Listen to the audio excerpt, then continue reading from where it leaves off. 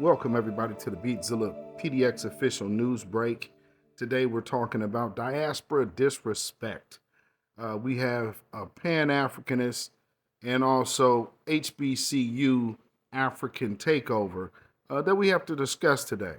But the first thing that I want to discuss is this pan-Africanist that really likes to use the line, how a lot of people use it, we're using the oppressor's idea of who we are, which is not true at all. We're foundational Black Americans, and we have every right to hold that title. So with that being said, if we do not identify as African, that's okay. We've been here for this many centuries. And one thing that these Pan-Africanists always seem to forget is all about the Moorish rule in Europe. But nonetheless, let's hear what this guy has to say. Takes like this used to annoy me, but it really speaks to how well our people have been miseducated. At no point in 300,000 years of human history has a people been oppressed so much that they forget who they are in a few centuries. Yeah, it's called chattel slavery. Years of having your whole history and origin stripped away from you and making a country that oppresses you and keep you economically deprived. Not only economically deprived, but building a country that immigrants can come over here, be disrespectful to the people who built it, loyal to the soil. Until you get to Black Americans, and then you have to know that was intentional. When we say that we are not African and that we are Americans, we become accomplices in the destruction of our history. Marcus Garvey said, a people without knowledge of their history is like a tree with no roots.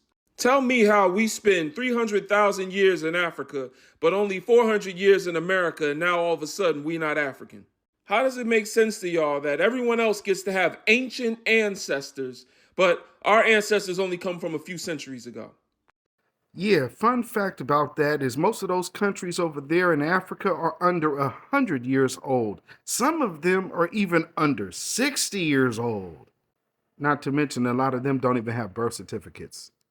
Who does it benefit for you to believe that you have an allegiance to a plantation instead of an allegiance to the land that you were stolen from? Meanwhile, those that colonized and created America claim that their ancestors was the Vikings and the ancient Romans. They even claim African history and say they built Egypt. I ain't never met one of them that said their ancestry started with Christopher Columbus. And this is why you have to watch slick-tongued dudes like this, these scam Africanists. No one ever said our lineage began with Christopher Columbus. That literally makes no sense. And before you see some Moors of Europe who were ruling before they ended up coming over here as well. If someone kidnaps you from your home, points a pew-pew to your head, and tells you to build them a house, are you going to move in? Do you get what I'm saying? So in typical fashion, he starts with a bad faith argument, continues with an out of context argument, and then tries to portray it like he's really dropping knowledge. He really is not. Another huge fact that him and people of his ilk always leave out is that these people come over here knowing that they look at us different than they look at themselves. So it's always tribal and I guess reverse xenophobic, if you will. Just look. Have any of you had any experiences with segregation here in this country? Well, I've just got something quite insignificant. You know, people get to know that I'm a foreigner, and so they treat me differently. When I came at first, I tried to get an American haircut, appear in American clothes as best as possible and as much as possible, just for people to discriminate against me. But I've never had such an occasion. I've been trying to get it, but I mean, it seems as if I've been getting the best, actually. And here is even more evidence of the diaspora disrespect and always trying to get a hold of what's ours and what we work for and what our ancestors built. Hashtag hands off our reparations. These people get nothing over here, and they always act like they've been through what we've been through, but we're the only group to come back from something like this. Our employment demands to Negroes. I would include Puerto Ricans and other minorities throughout our country, which have been similarly discriminated against, though not for so long a period of time as Negroes. Puerto Ricans weren't enslaved. Yeah, this is a problem that stems from slavery. And this compensation, yes, sir, this compensation is coming to people who were enslaved by the white man for 400 years. The Puerto Ricans don't even fit into this picture. Well, they do fit into it. No, they do fit into the problem is the Negro problem. They're not lynching Puerto Ricans. If a dark-skinned Puerto Rican went down to Mississippi, he probably would be lynched too. Spanish, he wouldn't be lynched. No, they don't. It's the Negro here, and as long as he can speak Spanish or some other language, or if he ties his head up with a turban or something, he can go anywhere in Mississippi or in your home. So what we are seeing here is more of the same.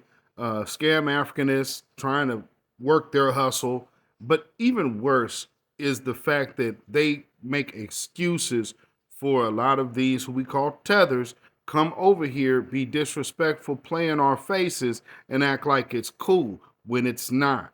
Another thing that they're doing in Howard University and other HBCUs, but Howard, most importantly, they are doing this Howard USA, which I guess is their African coalition or whatever there. And they've done this for probably over a decade now.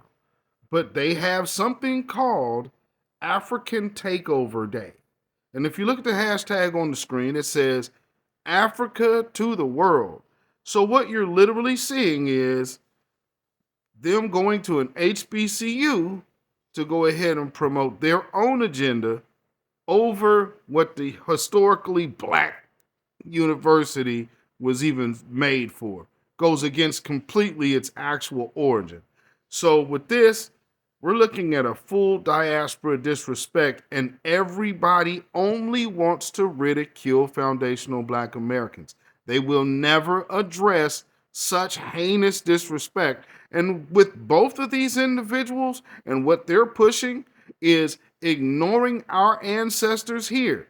So to say, well, you want to think that your people started with Christopher Columbus? Absolutely not. No one ever said that.